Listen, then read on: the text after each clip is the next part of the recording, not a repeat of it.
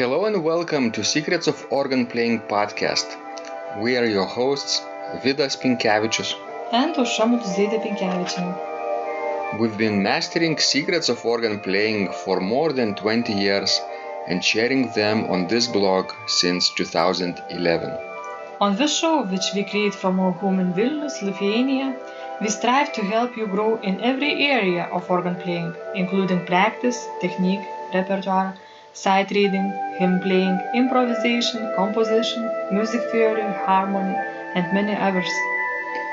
Our hope is to help you become a complete musician, or what we call as total organist, a program which we have created to help you reach your dreams faster than you would do on your own. If you are new here, we invite you to subscribe to receive free updates of this blog at organduo.lt. By subscribing, you will also receive free video how to master any organ composition and 10-day organ playing mini course. And now let's go to the podcast for today. Hi guys, this is Vidas. And Ausra. Let's start episode 388 of Secrets of Organ Playing podcast. And this question was sent by May. And she asks, Hi Vidas, by deconstructing the mode, do you mean improvising? May is our total organist student, and this was part of the discussion, I think, when she wrote something about the things that she is struggling with. I think the modern contemporary hymn setting, and she couldn't understand the texture and the chords, and I suggested to deconstruct the mode. And then she wrote back, what does it mean, asking. Obviously, improvising is something different than deconstructing. Oh yes, I guess that it's very different. It's maybe the next step after deconstructing. Well, I never used this term deconstruction, but I think that's quite a good term. It's like analyzing it, basically, understanding in depth a mode. She uses terms construction, deconstruction, and reconstruction. Construction, as a composer uses, he or she creates the music, so the music is being constructed. Then what you do is take this music apart, you deconstruct it. And then when you want to improvise in the style of that composer, you reconstruct it. Yes, all these terms sounds very much like in a building, like in a building process, building a house, you construct it.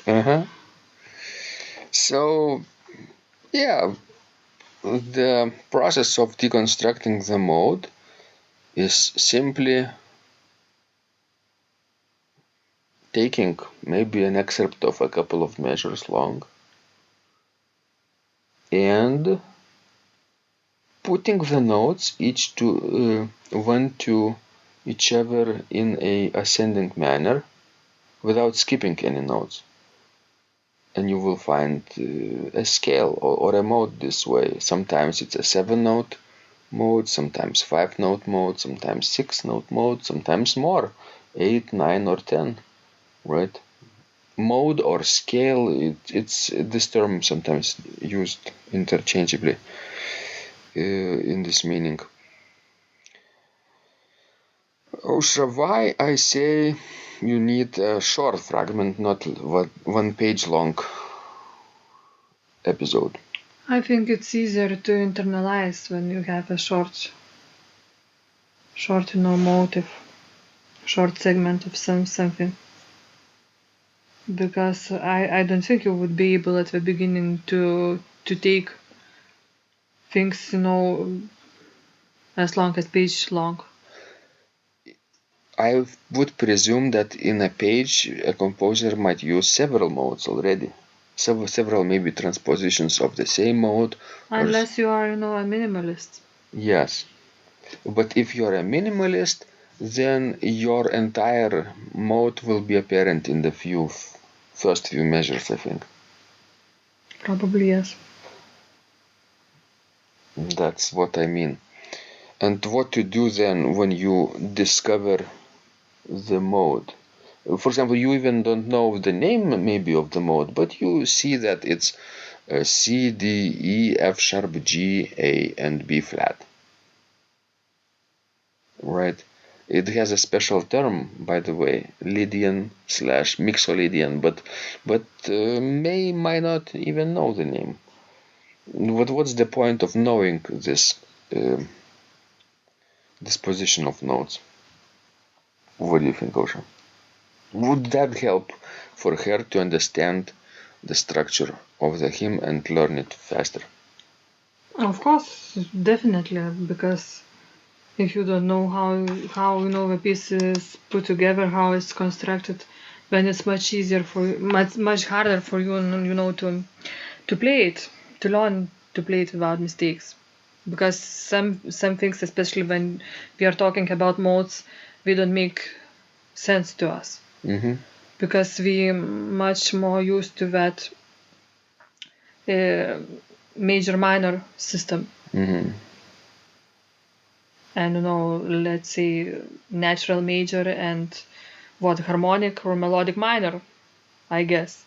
But when we are talking about modes, then some of the things might not make sense if you don't understand them. So it's really nice to analyze them. And in general, when people play a hymn or a piece of music,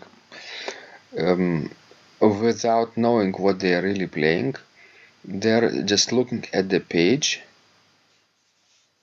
and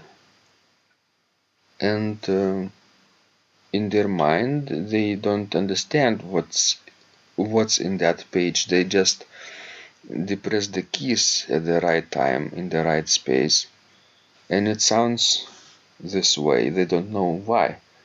Sure. I can always probably compare it with learning a poem in Japanese. You can probably learn special characters and how it's written in Japanese. Sometimes it could be transcribed into Latin, alphabet, and you could even read it. And Japanese person could even understand, I would say. But you wouldn't understand what you are saying in that poem. That's the problem. That's right. So that's why we need to translate the poem into your native language, or to the language that you understand. And then once you understand what's this poem about, the words in Japanese will suddenly start to make sense.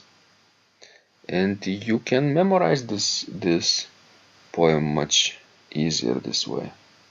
That's right. Is it a good comparison with organ music then? I think it's a very good comparison. Because otherwise it might not make sense, and you will not understand why are these accidentals here and where. Mm-hmm. And because you will not understand them, it's much more, possible that you will make mistakes. Right. So, what's the first step that May should take? Well, since you are a master of improvisation, I think you need to. But I'm not talking about improvisation here. She's playing a difficult contemporary hint setting, I think. What would you do in her situation? Well, I would find out in which mode it's written in. Mm-hmm. And then I would, play probably just a single mode, just a few times. What do you mean single mode? Like a scale. Notes up and down. Yes. With one hand. Yes. or you would sync. I would sync them too. Then I would find out if if it's composer uses transposition or not. Because if he uses transposition, I would play the same mode, in other keys as well. What happens this way if you practice for a number of weeks, sometimes months, then you will start to pick up interesting fragments in your other pieces. I remember John from Australia told me quite early in his organ playing journey that suddenly he can pick up the dominant chord in a hymn. Suddenly. Or a subdominant chord in his organ piece. Sure. Or any other short modulation here and there. Other things are still difficult to understand for him, but he would get a glimpse into what's written from time to time at the beginning. But then later on, his understanding will broaden and broaden, and he will be much better at this with time. Well, and the same mode, if you will internalize it really well, then maybe if you will need to add a little introduction or to do some kind of postlude after with him, it will be easier for you to do it. So, and May and the others who are struggling with this, please try our method and write back if this works or not. It's very, very interesting to probably share your experience with organists around the world, I would say. Yes. And keep sending us your wonderful questions. We love helping you grow. And remember, when you practice, miracles happen.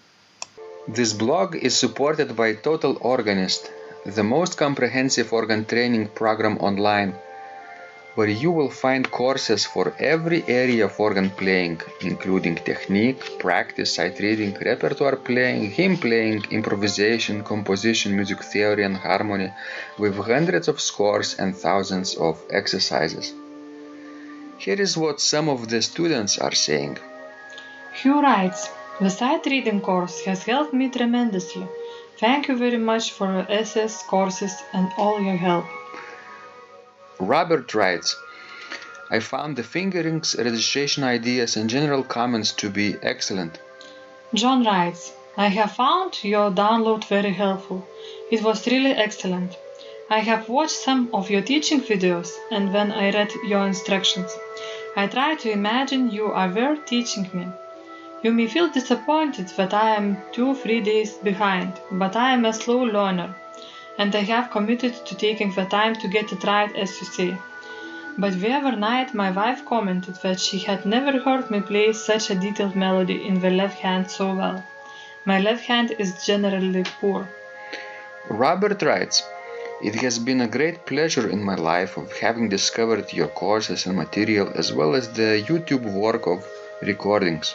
You have a calm and pleasant way of teaching." Ron writes, "Hi Vidas and Ausra, thank you guys.